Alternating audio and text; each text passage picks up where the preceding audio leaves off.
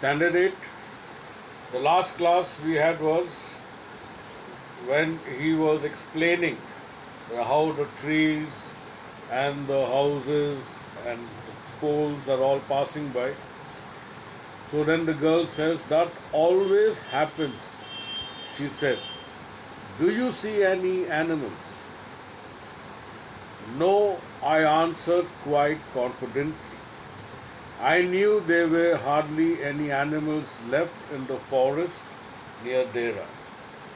So that is obvious. Everyone knows when they travel by train that we remain in one position and the rest outside keeps moving. And then he knew when she asked him whether you can see any animals. So he only guessed by this time there are hardly any animals found near Dehradun's forest. I turned from the window and faced the girl, and for a while we sat in silence. So for some time he didn't utter a single word. "You have an interesting face," I remarked. Then he broke the silence by passing a compliment to the girl. I was becoming quite daring. Daring here means bold, but it was a safe remark. Few girls can resist flattery. Now, when he passed the comment and said, "Wow, a compliment, you have an interesting face." So he realized that he was becoming quite bold and passed this comment on the girl. But then he also knows that girls they succumb to flattery. Means when you see a girl and if you pass a compliment that you're looking very pretty, she will feel very happy. So, or when you tell the girl, "My God, your dress is fantastic." Then also they girls love people praising them and flattering them. Even when you are at home and when you want something from your mother, you will always pass a compliment. "Mom, you're the best mom in the world. You cook very well." And then your mother starts getting flattered. And then if you ask her for anything, she will very willingly oblige you. Here the girl, she laughed pleasantly, a clear ringing laugh. Means when she smiled or when she laughed, there was a clear crystal sound. "It's nice to be told I have an interesting face."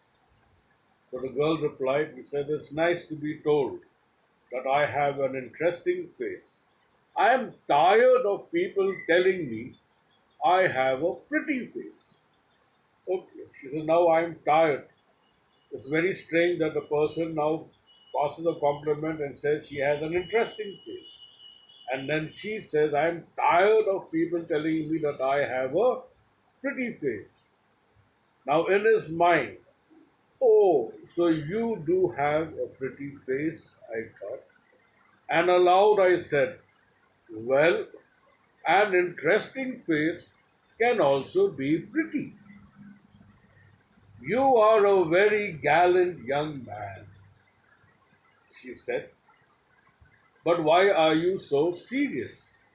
Since you seem to be a very charming young man, a very jovial young man, but why are you so serious? Remember, he was just thinking that let's hope that my comment or my way of talking should not hurt the girl. I thought then that I would try to laugh for her, but the thought of laughter only made me feel troubled and lonely. Means here that he, remember, he is blind. He cannot see her reaction. He can only imagine what she could be thinking of or how she is reacting to his compliment. And then when she says, "Why are you so serious?"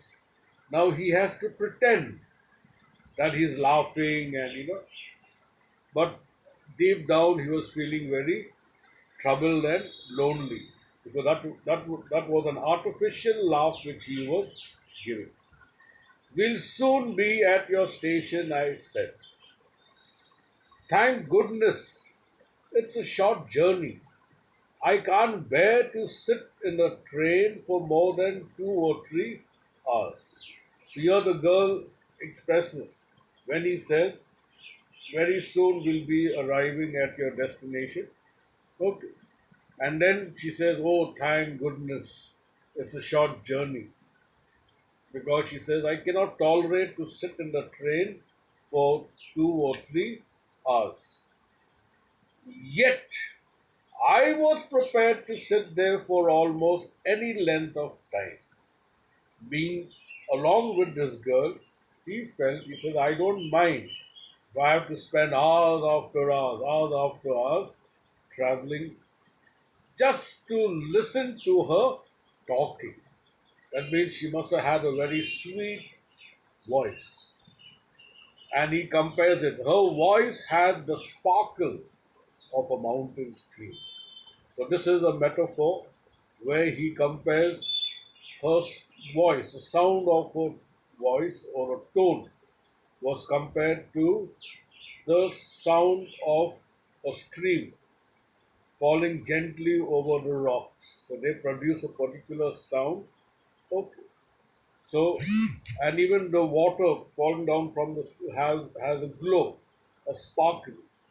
So that is why he compares. That means she must have had a very beautiful voice.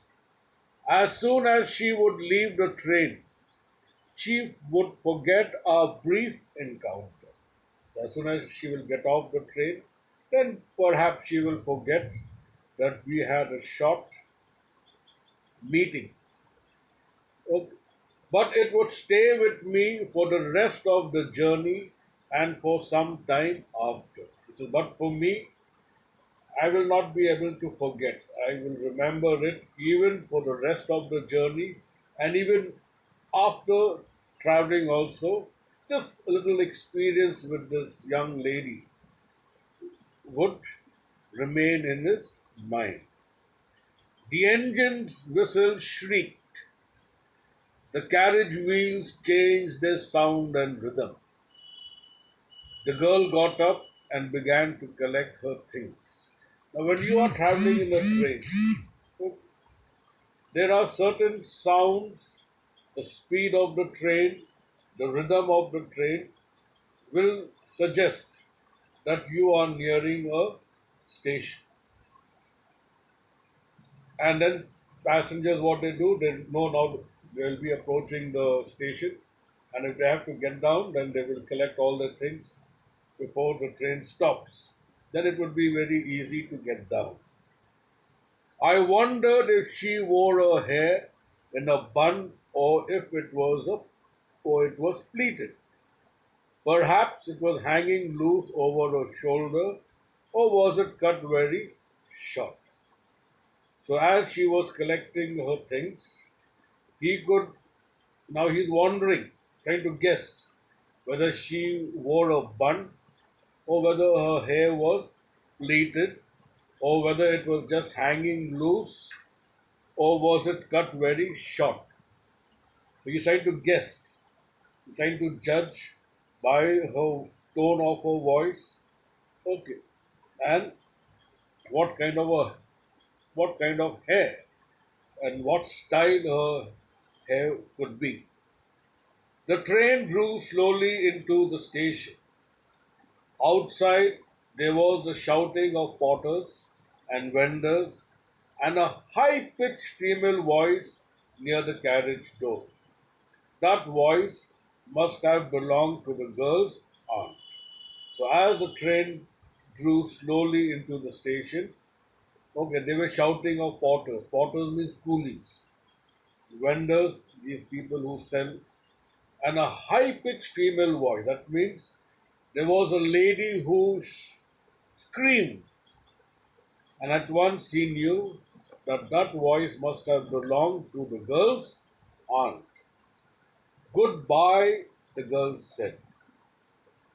She was standing very close to me, so close that the perfume from her hair was tantalizing.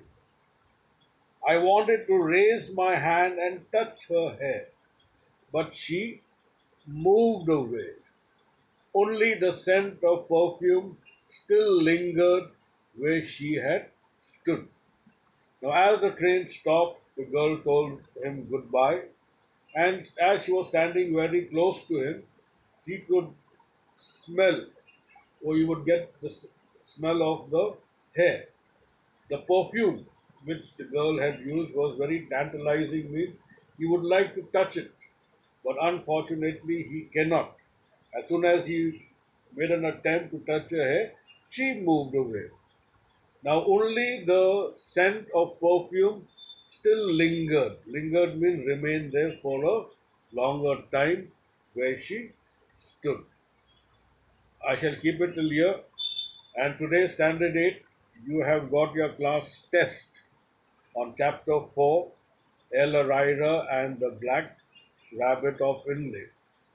So at 7:30, you be ready for your test. I shall be sending the question paper between 7:25 to 7:30, and you have to send back the answers by 8 o'clock in the evening. Thank you.